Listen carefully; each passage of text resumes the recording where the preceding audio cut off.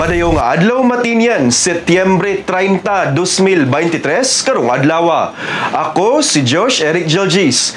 Uban ni kami alang sa mga labas nga mga balita gikan sa lokal nga panggamhanan. Ubos sa administrasyon ni Mayor Michelle Nakpilrabat. Ug anya ang atong mga headlines. Supreme Power Corporation nagsugod na sa operasyon. SGLG validators mibisita usab sa dakbayan. Mati LGU midonar og computer sa DepEd Mati. Mati PNP ug DOPO miapil sa International Cleanup Drive. Sa sports, Raja Sports Fest subling ipahigayon sa sambuukan. Ug sa feature, kalihukan sa National Tourism Week atong sayron. Kana ug uban pa sa pagbalik sa Ang Mati Karon.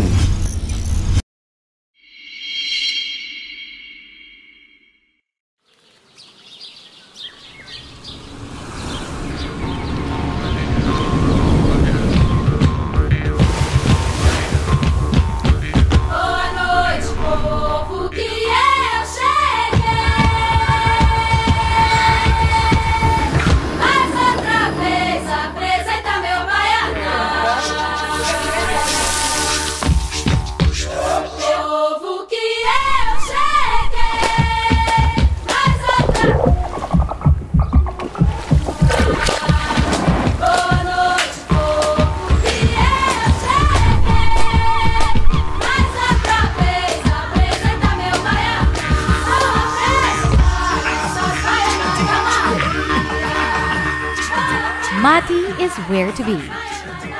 Make it Mati. Maganahay nga di.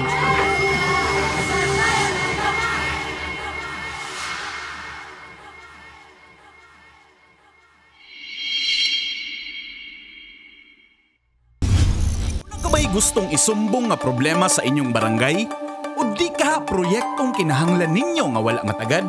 Kung kamo nangitag kadangpan sa inyong suliran, i-report na kana sa Ang Mati Karon. Kami gadawat sa reklamo, hangyo o bisan pa man unsang mensaheng gusto ninyong madunggan sa lokal nga panggamhanan. I-report na yan. Ipadala lamang inyong mensahe hangyo ug mulo sa atong Facebook page, City of Mati LGU, aron among masibya sa Ang Mati Karon. Mamahimo usab kamong magpadala sa inyong video, mahitungod sa inyong issue. I-report na yan.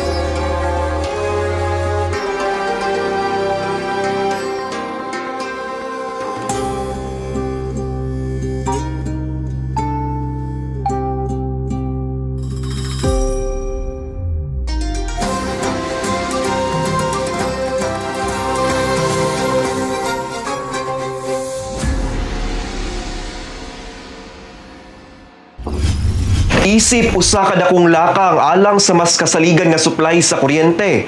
Operational na ang Supreme Power Corporation alang sa pagsupply sa kuryente ngadto sa Davao Oriental Electric Cooperative Incorporated Condoreco sukad kaniadtong Setyembre 11, 2023. Tumong sa maong planta na stabilize ang supply sa dekalidad nga kuryente alang sa mga konsumante sa Davao Oriental. Ania ang report.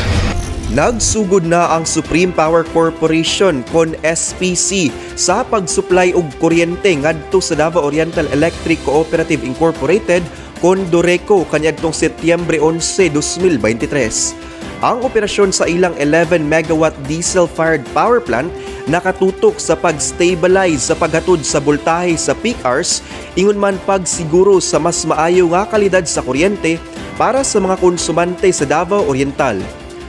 Sumala ni Dureco General Manager Engineer Ferdinand P. Hernaez, anaa sa 12.2 pesos kilowatt per hour sa residential ug 11 pesos kilowatt per hour sa commercial ang power rate bago nahimong operational ang SPC. Karon nga operational na ang SPC, gipahayag ni Hernaez ang epekto sa power plant ngadto sa bayranan sa kuryente nga masayran pa sa sunod bulan. So it might be by next month yan nato masayran kung pila ang impact ni ani. But as to sa mong simulation, kung mag-fully siya, operational, most likely naana siya sa more or less mga 1 peso additional rates nato niya sa tong power bills. Gipasabot sa Dureco nga ang posibleng pagtaas sa kapin o di kulangon 1 peso kilowatt per hour sa electric bill mapadulong ngadto sa mga gasto kalabot sa advanced technology ug infrastructure sa power plant. Sumala sa Dureco Corporate Planning Division Chief Chari Joy Castillon Maglente, ang rate nga gitakda sa SPC nakabase sa rates nga giaprubahan sa Energy Regulatory Commission nga gilangkuban sa mosunod nga mga components. Capacity recovery fee, 1,044.40 pesos per kilowatt per month. Fixed operation and maintenance fee, 245 pesos per kilowatt per month. Variable operation and maintenance fee, 0.146 pesos per kilowatt per hour. Fuel fee, passed through cost subject to 0.25 liter per kilowatt per hour, efficiency cap or actual, whichever is lower. Pass-through cost subject to 0.0025 liter per kilowatt per hour efficiency cap or actual, whichever is lower. So kani siya i-integrate ni siya sa ato ang rate na computation, idungag ni sa atong current na mga power bill sa atong suppliers. So ang ato ang generation cost expected nga motaas sa more or less 1 peso per kilowatt hour. Gibutyag sab ni Technical Services Department Manager Engineer Joseph Roy Limente ang importansya sa SPC isip peaking power plant nga mo-operate kada peak hours gikan 9 AM hangtod 10 PM. Samtang gipahayag sa Dureco ang ilang plano sa pagpahibalo sa katawhan kabahin sa mga pagbag-o sa bayranan sa kuryente nga resulta sa ilang pakigtambayayong sa SPC. So now kini nga billing sa pag-andar sa Supreme dito ni siya ma-charge sa next billing. So naapod na siya yung mga attachment namo dito sa bill sa pagpahibalo ngano na ay pagtaas or ngano na additional rates nga nadugang sa ato ang power bills. Kini nga mga lakang naglaom na masolusyonan ang issue sa brownout diri sa probinsya o gilauman nga maminusan ang mga problema sa pagkawala sa kuryente.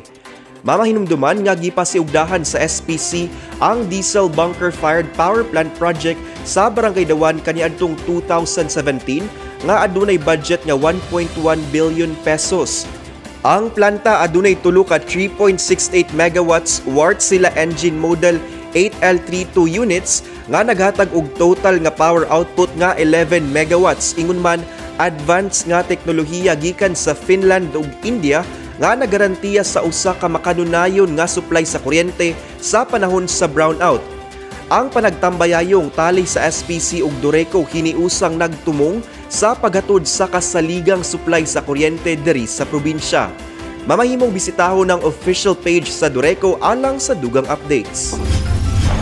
Mibisita sa Dakbayan sa Mati ang mga validators gikan kauluhan alang sa 2023 Seal of Good Local Governance. Ang mga validators gikan pa sa nasyonal nga buhatan sa Department of Interior and Local Government. Si Jasmine Tia sa report. Niabot ang usa ka team sa Department of Interior and Local Government dinhi sa Dakbayan sa Mati kaniadtong Setyembre 21, 2023 para sa balidasyon sa City of Mati LGU isip National Contender sa 2023 Seal of Good Local Governance.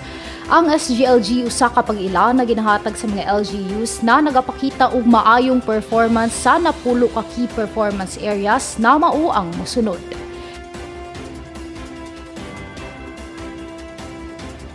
Ang pag-abot sa SGLG team sa Dakbayan sa Mati usa ka timailhan na nagsugod na ang evaluation process.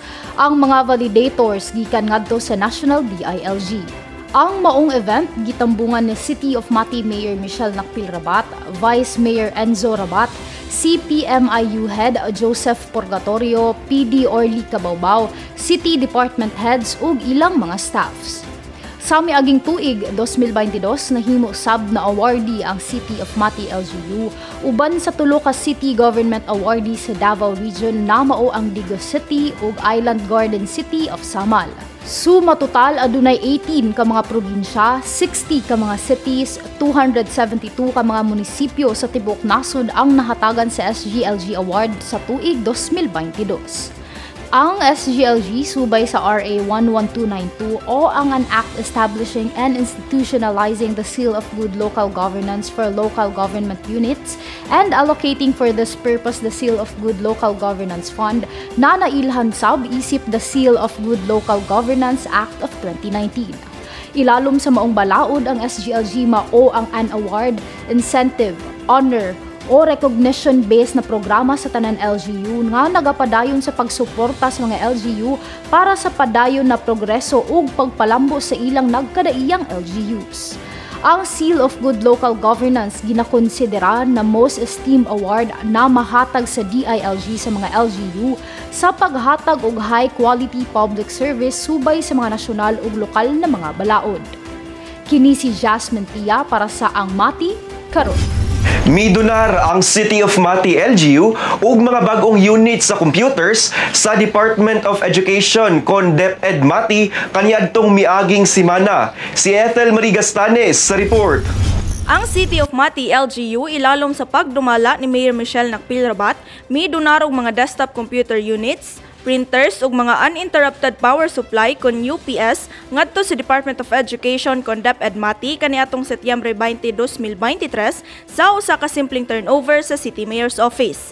Napulo ka complete package sa computer desktop ang suma total gihatag, diin ang unom ka desktop computer nagkantidad og 162,000 pesos. Duha sa napulo nagkantidad og 65,000 pesos ug ang nabiling duha nagkantidad og 72,000 pesos. Lakip sa inclusion sa napulo ka computers ang computer tables, UPS ug printers niini. Gidungagan usab kini og lahing upat ka UPS na nagkantidad og 10,000 pesos. Duha ka L121 printer na nagkantidad og 17,980 pesos ug duha ka L3256 printers na dunay presyong 27,990 pesos. Ang mga kagamitang gipanghatag nagkantidad og suma total 354,970 pesos.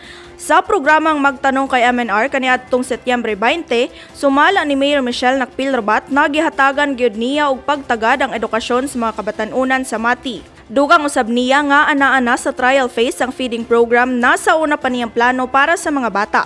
Matud usab niya nga main program ang feeding program sa DepEd ug maghatag lamang og suporta ang Mati LGU sa maong programa. Kini si Ethel Marie Gastanes para sa Ang Mati Karon. Sa among pagbalik, Mati PNP ug Dopo miapil sa International Cleanup Drive. Sa sports, sa Raja Sports Fest, subling ipahigayon sa sambuukan. Ug sa feature, kalihukan sa National Tourism Week, atong sayron kana sa pagbalik sa Ang Mati Karon. Bako! Hoy, sente mo lawas! Bako!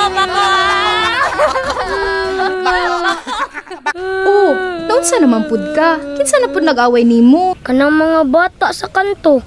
Sige kog kantsawan na bako daw ko ma. Bako bago di ay ka, ka-straight ana imong lawas. Mura gani kag nakorentahan sa ka-straight ana imong lawas. Utro pud ka ma ba? Pero bitaw nak, ayaw na lang na sila patuli kay di man tinuod ng ilang gipanulti. Palayo lang sa ilaha, okay? Okay ma. Tama di ay nak. Nagsugod nagpamakuna ang City Health sa mga bata edad 12 hangtod 17 kontra COVID-19. Basin ganahan ka magpabakuna. Ikaw na lang baya walay bakuna diri? Sige ma, magpabakuna ko para lawas natatanan din sa atong balay. Bako de Jesus, ikaw na sunod pakunahan. Bakunahan na taka ha, relax lang. Okay na dong, isog man kayo ka, wag gyud mahadlok. Salamat ma'am. Ramil Sante, ikaw na sunod. Dali na! Pagpabakuna na ba? Katalawan ba aning bataa? Paisog-isog subang bata pero talawan di magpabakuna? Lingko diha! Hindi lang ko magpabakuna, mabima. Ma. Hoy! Balik din ni Ramil! Diyos ko ning bataan ni. Malipayon lagi ka nak. Kadto gani bata midagan pagawas ganina ma? Maugod tong sigig pangaway na ako. Mauba? Talawan man lagi to. Lagi ma, pagtuog yun bitaw na kog isog to siya. Maayon na lang na kay bakunado na tanan sa balay para makalikay na ta sa COVID-19. Kung ikaw edad 12 hangtod 17, pagpabakuna na sa pinakaduol nga vaccination site sa inyong barangay. Papa Vaccine! Bakunada! Sikitang ligtas! Nagbabantang kalaban na dating napuksa, muling lumalaganap at lubhang nakakahawa. Kaya dapat sabayan ng paghahandang maging ligtas. Nakakabahalang maraming batang tinamaan ng polio, rubella at tigdas. Siguraduhin mo'y paranggalang na malakas. Yeah! Nakahanda na ang bakuna na mabisang pamuksa. Kaya wang na mga bat, mabalisa kaysa maparalisa sa polio. Ang mga anak nyo, agapan ng magpapatak habang maaga pa. Let's go! Walang lunas sa tigdas at rubella. Tanging pang-iwas ay magpabakuna, kaya maging handa na. Ikaw, ako, tayo, protektado. Chikiting ligtas, dagdag na bakuna laban sa tigdas, rubella at polio. Sa ating mga anak, tungkulin natin lahat. Magpabakuna, maging ligtas para sa healthy Pilipinas. Chikiting ligtas, para sa healthy Pilipinas. Chikiting ligtas, ikaw, ako, tayo, protektado. Chikiting ligtas, dagdag na bakuna laban sa tigdas, rubella at polio.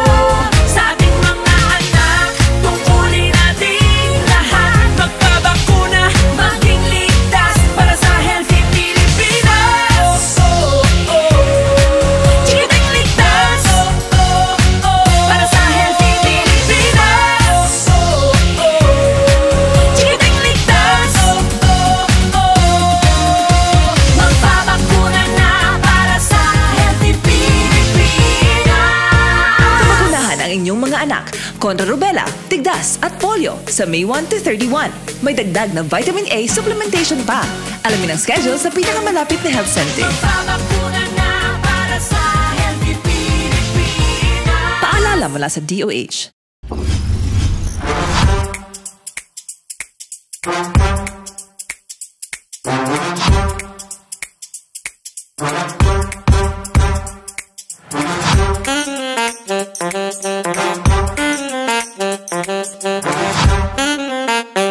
Madayaw na adlaw Matinians. Aniya na usab kita sa atong segment na Matinians on the Street. Dinhi lamang sa ang Mati karon.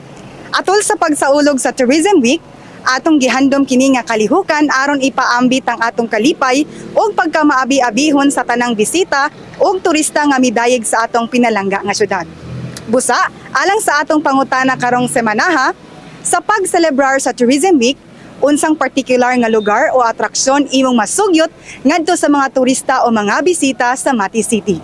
Tara, ubani kami ug atong sutaon ang tubag sa mga Matinians. Ang ma-recommend ako diri sa tanang kuan kanang touristize dahikan. Naa sila yung mga beaches, white sands, and affordable na entrance fee. Para lang sa ako, kung i-recommend ng mga sa turista, pareha ng Dahican Beach, Masaw, Rigorio, o kanang mga nakapamandiya gapon nga beach mas maayo, gawa sa mga dinosaur. O napamanggi masuruyan nila, pero wala pa lang matuklasan yun ba? Napaidaghan, matukpanan sa turista, pero wala pa lang matuklasan yun. Pare sama sa Dahican, ma'am. Pwede man kay. Sana ano ko diyan kay kasagaran diya mga pamilya po namin nagpuyo.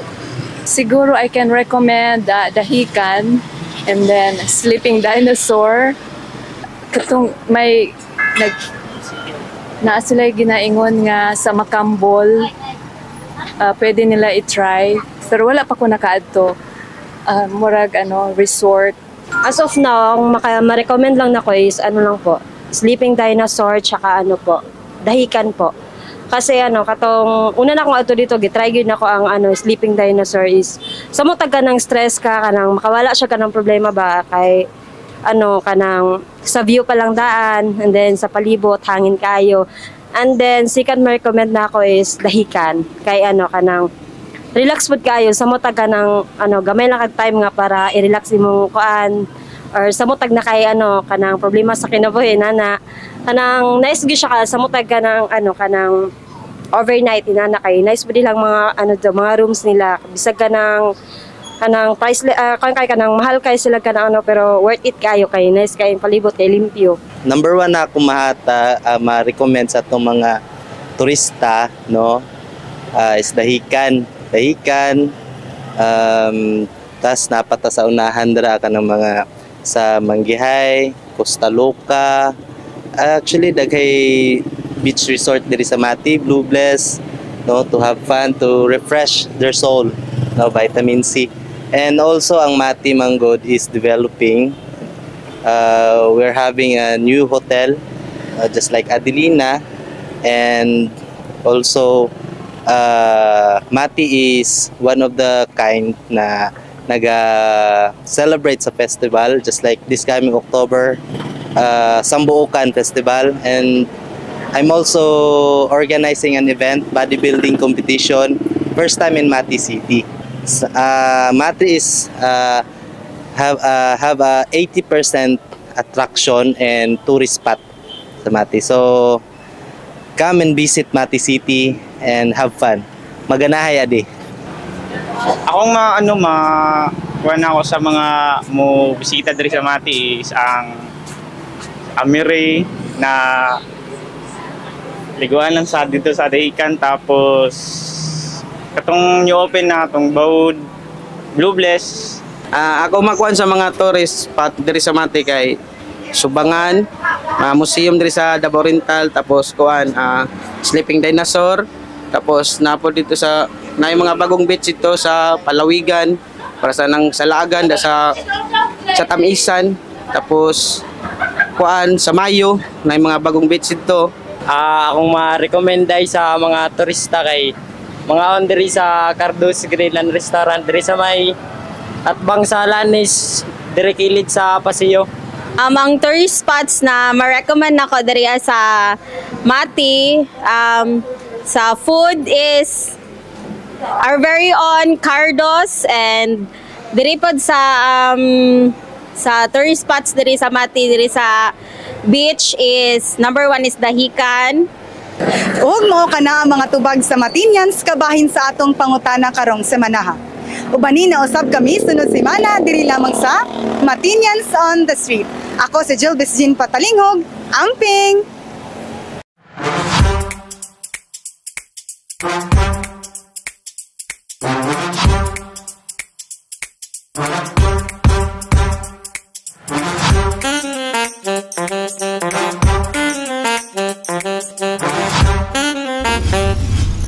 Misalmot sa cleanup drive ang kapulisan sa Mati, ingunman sa probinsya sa Davao Oriental kaniadtong Setyembre 23 atol sa International Coastal Cleanup. Si Nash Tiguelo sa report.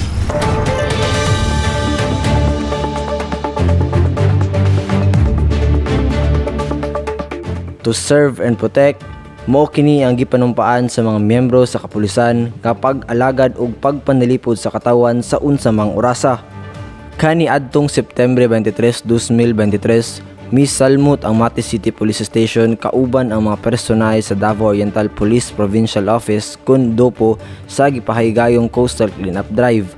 Ang maong Coastal Cleanup Drive gipahigayon sa Coastal Road of Magsaysay, Barangay Sentral ning syudad sa Mati.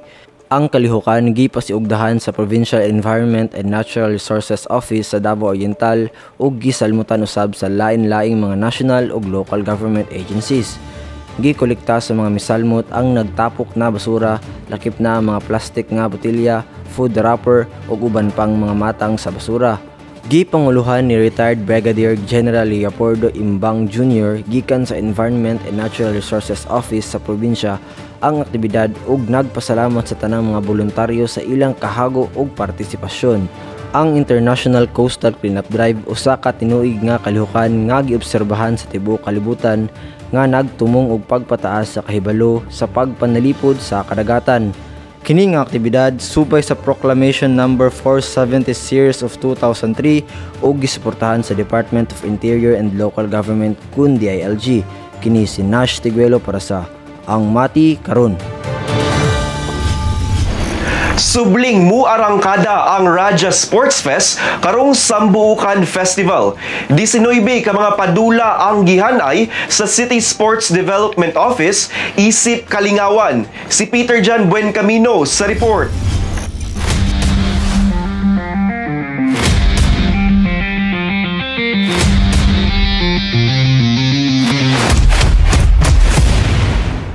Hingpit na ang pagpangandam sa City Sports and Development Office alang sa Raja Sports Fest atol sa pagsaulog sa 3rd Abonda Festival ug 23rd Sambuukan Festival karong umaabot nga bulan sa Oktubre 2023. Ang Raja Sports Fest gilangkuban sa 19 ka mga sporting events nga mao ang mga mosunod.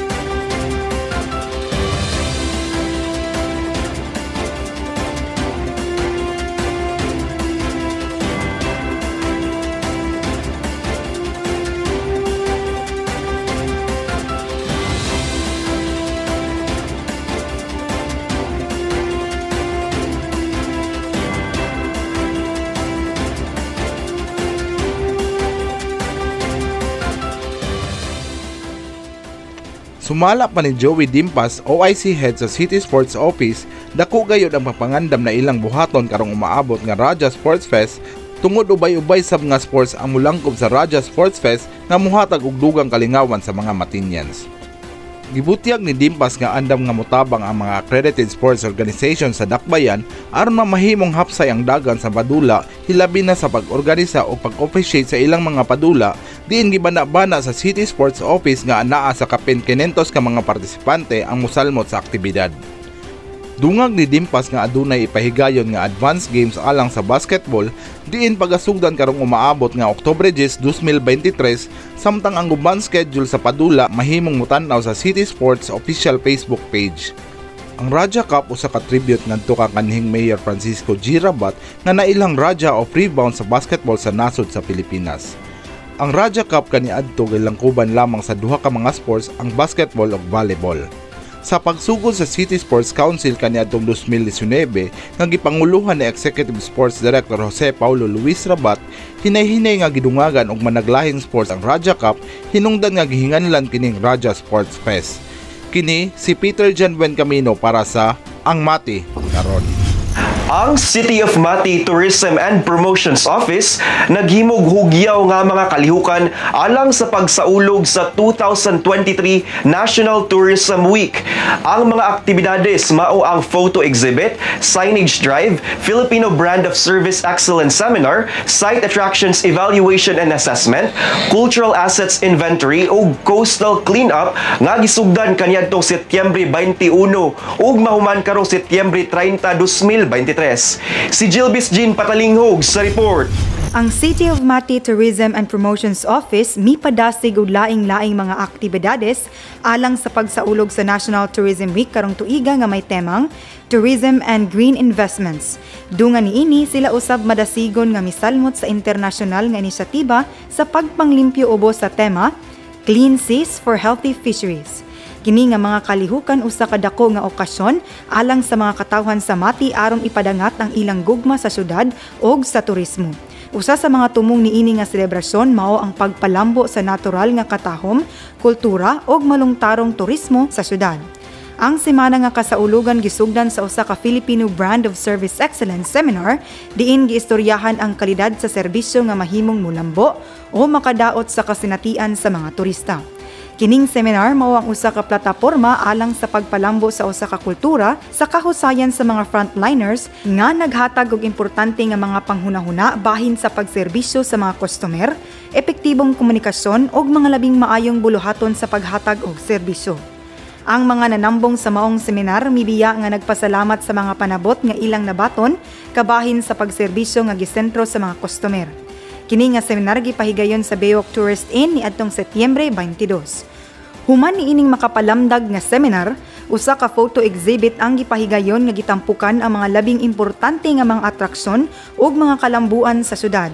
Kini nga exhibit nga nahimutang sa City Hall compound giduso niadtong Setyembre 25 ug magpadayon hangtod Setyembre 30. Kini nagahatag og biswal nga panaglalang sa mga maanyag nga tanawin sa turismo sa Mati City.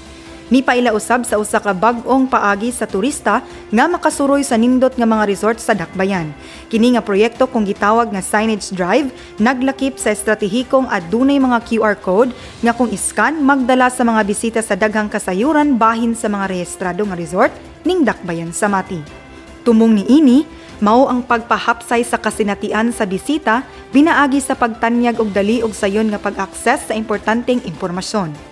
Laing importanteng bahin sa selebrasyon, mao ang Site Attraction Evaluation and Assessment nga nagsiguro sa kalidad nga kasinatian sa mga turista nga muadto sa lungsod. Uban niini, mao ang Cultural Properties Inventory nga nagtinguha sa pagpanalipod ug pagpalambo sa kultural nga mga kabtangan sulod sa Mati.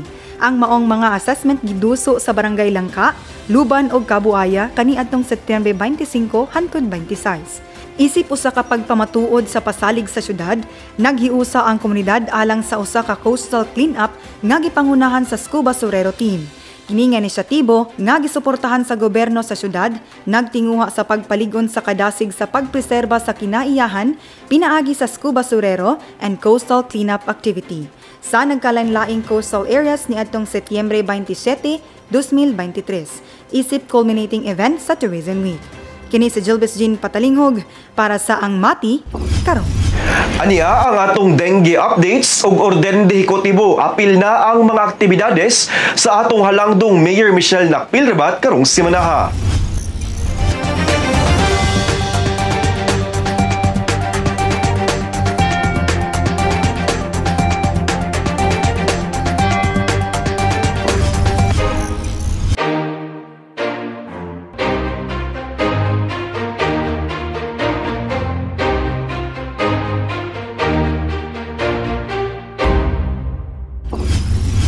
Ug mao kana ang atong mga pinakaulahing balita gikan sa City of Mati, LGU. Ako si Josh Eric Jalgis. Uban ninaw sab kami sunod semana matag Sabado diri lang sa Ang Mati. Karon atong kanunay hinumduman nga magmakusganon, magmatinabangon ug magmahigugmaon matag adlaw.